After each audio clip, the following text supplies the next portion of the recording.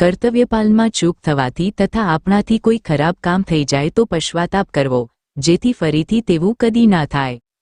કર્તવ્ય કર્મને ઝંઝટ માની લેવાથી તે ભારરૂપ બની જાય છે અને વિશેષ લાભદાયક નથી થતું.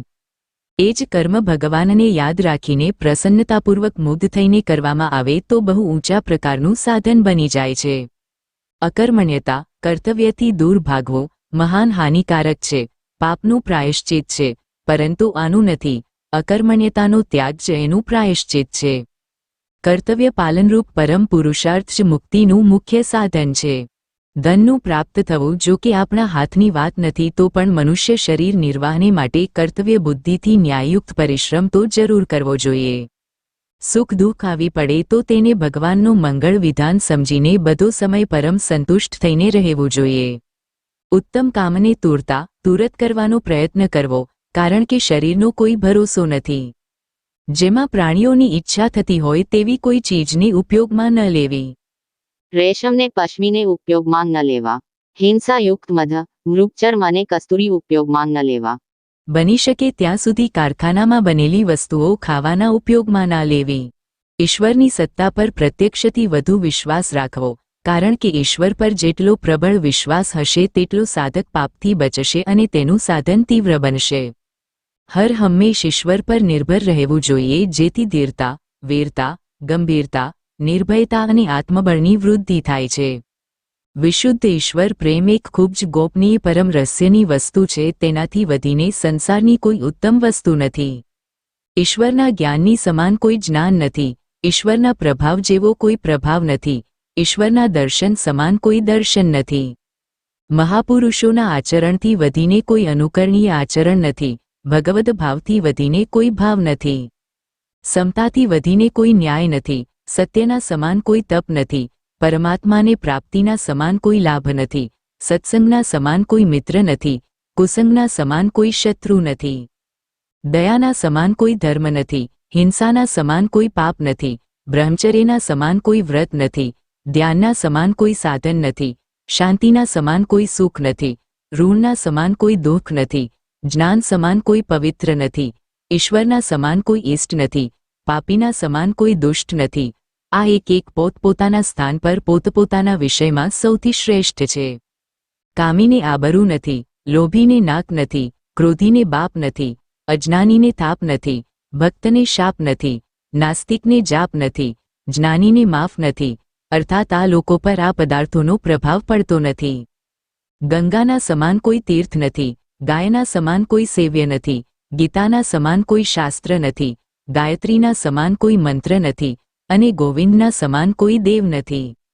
ગંગા સ્નાન, ગાયની સેવા, અર્થસહિત ગીતાનો અભ્યાસ, ગાયત્રીનો જપ અને ગોવિંદનું ધ્યાન આમાંથી કોઈ એકનું પણ નિષ્કામ ભાવ અને શ્રદ્ધા ભક્તિપૂર્વક સેવન કરવાથી કલ્યાણ થઈ શકે છે.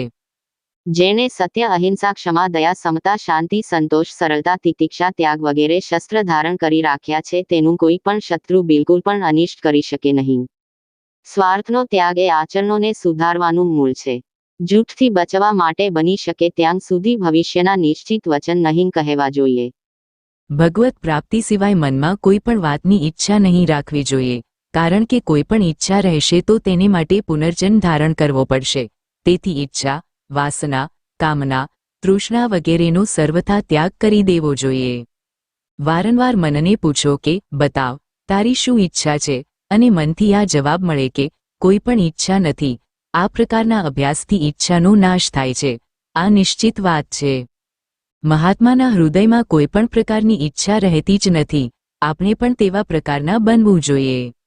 સંસારના કોઈ પણ પદાર્થની આસક્તિ નહીં કરવી જોઈએ, કારણ કે આસક્તિ થવાથી અંતકાળે તેનો સંકલ્પ થઈ શકે છે. સંકલ્પ થવાથી જન્મ લેવો પડે છે. સત્તા અને આસક્તિને લઈને જે સ્ફૂર્ણા થાય છે તેનું નામ સંકલ્પ છે. મહાત્મા પુરુષોનો પુંજેમ નથી થતો, કારણ કે તેમના હૃદયમાં કોઈ પ્રકારનો કિંચિત માત્ર સંકલ્પ રહેતો જ નથી. પ્રારબ્ધ અનુસાર માત્ર સ્ફૂર્ણા થાય છે. જો કે સત્તા અને આસક્તિનો અભાવ હોવાના કારણે જન્મ દેવાવાળી નથી તથા કાર્યની સિદ્ધિ તથા અસિદ્ધિમાં તેના હર્ષ, શોક વગેરે કોઈ પણ વિકાર લેશ માત્ર પણ થતા નથી. આ સંકલ્પને સ્ફૂર્ણાનો ભેદ છે.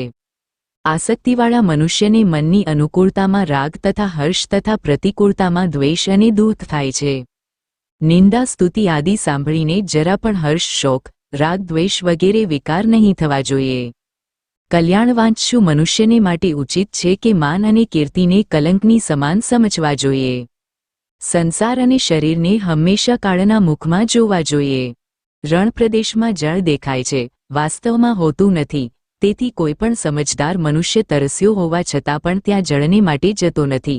તેવી રીતે સંસારના વિષયોમાં સુખ પ્રતીત થાય છે, વાસ્તવમાં સુખ હોતું નથી. આવું જાણવાવાળા વિરક્ત વિવેકી પુરુષની સુખને માટે તેમાં સંસારમાં પ્રવૃત્તિ થતી નથી. જીવનમુક્ત જ્ઞાની મહાપુરુષોની દૃષ્ટિમાં સંસાર સ્વપ્નવત છે. તેથી તેઓ સંસારમાં રહીને પણ સંસારના ભોગોથી લપટાતા નથી. જીવતા જ જે શરીરને મળદાના જેવું સમજે છે તે મનુષ્ય જીવનમુક્ત છે. અર્થાત જેવી રીતે પ્રાણ રહિત થવાથી શરીરની સાથે કોઈ સંબંધ નથી રહેતો, તેવી રીતે શરીરમાં પ્રાણ રહેલો હોવા છતાં પણ શરીરથી કોઈ સંબંધ નથી. તે જ જીવનમુક્ત મહાવિદેહી છે. વાંચ્યા પછી આગળ મોકલવા જેવું લાગે તો જરૂર મોકલો. આ વાર્તા ગમી હોય તો લાઇક કરશો. દરરોજ નવી વાર્તા સાંભળવા માટે ચેનલને સબસ્ક્રાઇબ કરશો.